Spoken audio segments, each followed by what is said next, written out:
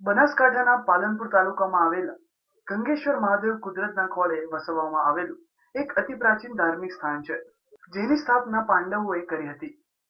પાંડવો જ્યારે વનવાસ ભોગવી રહ્યા હતા ત્યારે હાથીદ્રા ગામમાં વસવાટ કરતા હતા અને તે સમય દરમિયાન જ પાંડવોએ અહીં ગંગેશ્વર મહાદેવની સ્થાપના કરી હોવાની લોકવાયકા છે. श्री हरगंगेश्वर महादेव मंदिर अति प्राचीन मंदिर છે. લોકવાયકા એવી છે કે પાંડવો જ્યારે વનવાસ કાળમાં હતા તે દરમિયાન અહીંયા આ ક્ષેત્રમાં આવેલા અને પાંડવો દ્વારા હરગંગેશ્વર મહાદેવ મંદિરની પ્રાણ પ્રતિષ્ઠા થયેલી. એના પછી ચંદ્રાવતી નગર ઉપર પરમા રાજવીનો રાજ હતો. એમણે પણ આ મંદિરનો બહુ વિકાસ કર્યો. તે સમયનો આ વાવ તે સમયની છે અને ઘણા ભગ્ન વિશેષો એ સમયના મળે છે.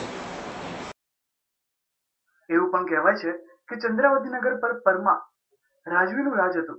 તેમણે પણ હરગંગેશ્વર મંદિરનો વિકાસ કર્યો હતો. પરમા રાજવીએ આ મંદિર પાસે એક વાવનું પણ નિર્માણ કર્યું હતું. વર્ષો પહેલા ખોદાયેલી આ વાવની હયાતની સાક્ષી પૂરતા કેટલાય અવશેષો અહીંથી મળી આવ્યા છે. હરગંગેશ્વર મહાદેવ અતિ પ્રાચીન મંદિર છે અને અરાવલી ગિરી પર્વતમાળાના વચ્ચે પ્રાકૃતિક સૌંદર્ય સભર એકદમ સુંદર ક્ષેત્ર છે અને અહીંયા સરસ નદી ચાલે છે. જે બાળારામ નદી જાય છે ત્યાંથી જ ઉદ્ગમ સ્થાન છે ને આ જે પહાડ વિસ્તાર દેખાય છે બધા ત્યાંથી આ નદીનું ઉદ્ગમ સ્થાન છે. આ નદીને કિનારે હરગંગેશ્વર મહાદેવ છે. હર એટલે શિવજી, ગંગા એટલે ગંગાને તટ ઉપર જે શિવ છે તેને હરગંગેશ્વર મહાદેવ મંદિર કહેવામાં આવે છે.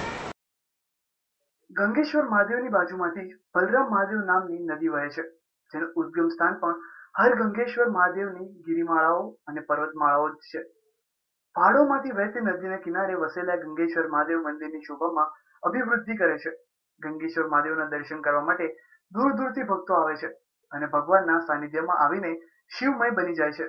કહેવાય છે કે ભોલેનાથના દરબારમાં આવનારા સૌ કોઈની મનોકામનાઓ પૂર્ણ થાય છે અને એટલે જ બાબાના દરબારમાં ધનવાન અને ગરીબ સૌ કોઈ શીશ ઝુકાવીને મહાદેવને પ્રાર્થના કરે છે.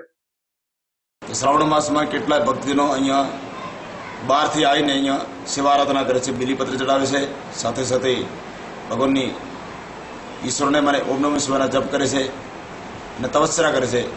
અહીંયા નિત્ય સવારના વહેલી 8 વાગે પૂજા થાય છે.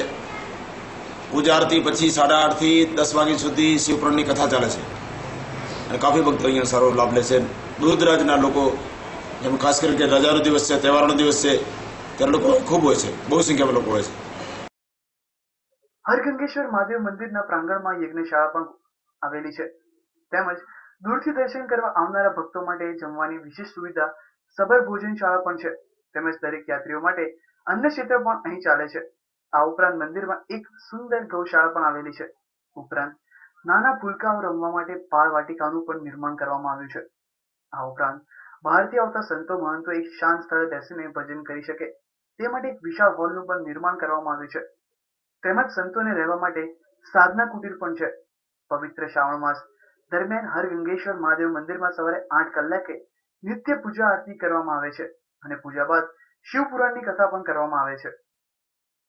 શ્રાવણ માસ પવિત્ર માસ છે, શિવજીનો માસ છે અને બહુ સરસ વાતાવરણ હોય છે. ચતુર્માસ હોય છે, વરસાદનું વાતાવરણ હોય છે, ચારે બાજુ પ્રકૃતિ વનરાઈ ખીલેલી હોય છે.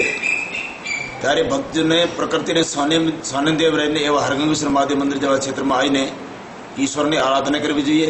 પોતાને ઈષ્ટની ઉપાસના કરવાથી માણસ પવિત્ર બને છે, ઉજ્જવલ બને છે અને એમને માનસિક સંતાપ દૂર થાય છે.